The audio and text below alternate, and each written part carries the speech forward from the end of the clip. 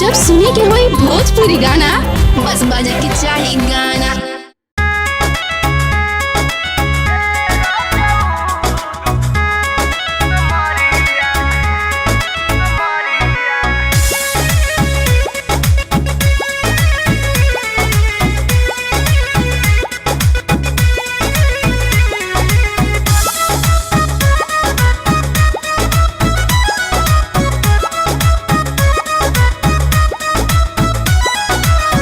जवन तू लुटल मजा नथिया उतार के बाबा नहीं जाए दिल कहूँ सितार के जी।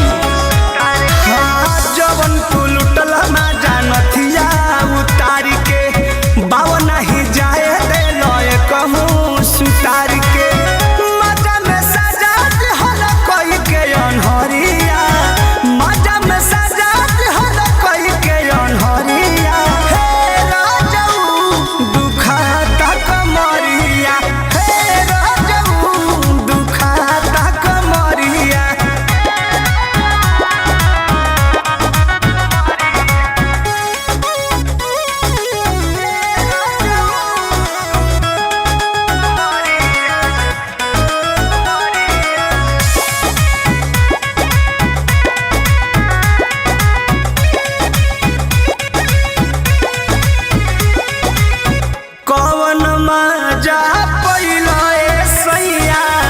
हमारा रूप में राति भर जरवला तू हमके लभुवाला धूप में कौन माजा पैलो सैया हमारा रूप में राति भर जरवला हमके राजा लभुवाला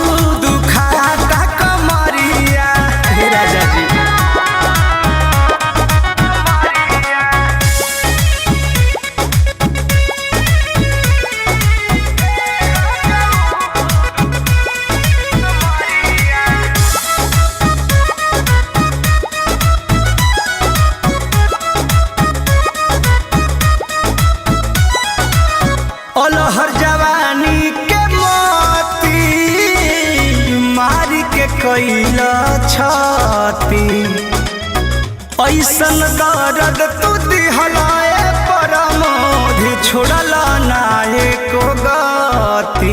ए जी